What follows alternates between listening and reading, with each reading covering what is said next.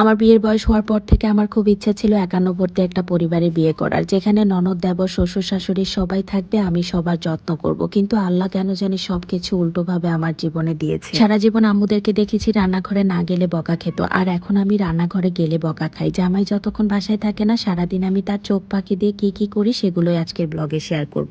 Hello everyone, আসসালামু আলাইকুম। সবাই কেমন আছেন? আশা করতেছি ভালো আছেন। আমিও ভালো আছি আল্লাহর রহমতে। আজকের ব্লগটা সকাল থেকেই শুরু করতেছি। ভাবলাম সকালবেলা ঘুম থেকে উঠে সারাদিন কি করব সবকিছুই আজকে আপনাদের সাথে শেয়ার করব। বাচ্চা কাচ্চার মা হয়ে গেলে তখন আর শান্তি নেই। সকালবেলা ঘুম থেকে উঠেই ভেবেছিলাম অনেক কাজ করব, কিন্তু আমি উঠার সাথে সাথে টুনটুনি পাখি উঠে আমার পিছন পিছন চলে আসছে। মানে ওর পাশে আমি যতক্ষণ ঘুমাবো ও ততক্ষণ ঘুমাবে। কি আর করার, মা মেয়ে দুজন একসাথে ফ্রেশ ট্রেশ হয়ে চলে আসলাম। তারপরে আমি একটু ক্রিম টিম লাগিয়ে কাজ শুরু করে দিলাম। বেডের উপরে এই কাপড়টা কেন লাগিয়েছি সেটা নিয়ে হয়তো অনেকেরই প্রশ্ন থাকতে পারে, একটু পরে আপনাদের সাথে সেটা শেয়ার করতেছি। এদিকে আরিশামণি তো ঘুমিয়ে চলেছে, তাকে কোনোভাবেই উঠাতে পারতেছি না। অন্যদিকে সোনাইরামণিকে এখন খাওয়ানোর টাইম, ড্রেস চেঞ্জ করার টাইম, প্যাম্পাস চেঞ্জ করার টাইম, সবকিছু মিলিয়ে বাচ্চা কাচ্চা ঘুম থেকে উঠলে একসাথে অনেক অনেক কাজ থাকে সকালবেলা। সেটা হয়তো যারা মা হয়েছেন তারাই বুঝতে পারবেন। যাই হোক, তারপরে আমি একটু রান্নাঘরে চলে আসলাম মিষ্টি আলুর চিপস বানানোর জন্য।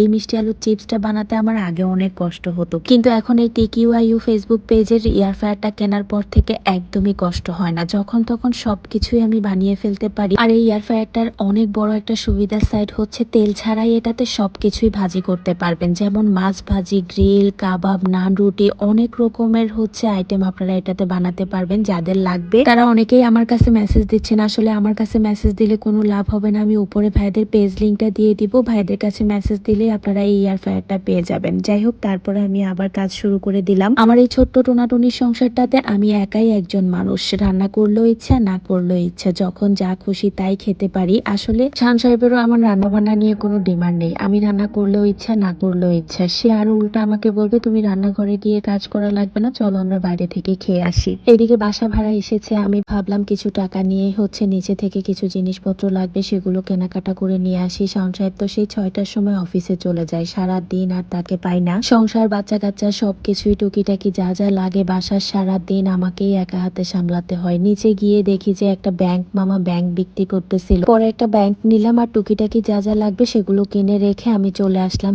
আমার গাছের জন্য কিছু এক্সেসরিজ কিনতে। মানে আজকে আমার গাছের একটু যত্ন নিব। ছাদ বাগানটা করেছিলাম অনেক শখ করে, কিন্তু এখন সময়ের অভাবে একদমই যত্ন নিতে পারি না। তো আমি উপরে চলে আসলাম, আর ওরা দুইজন মিলে যা যা জিনিসপত্র আছে সেগুলো নিয়ে আসলো। তারপরে খালু আমাকে সবকিছু দিয়ে চলে গেল।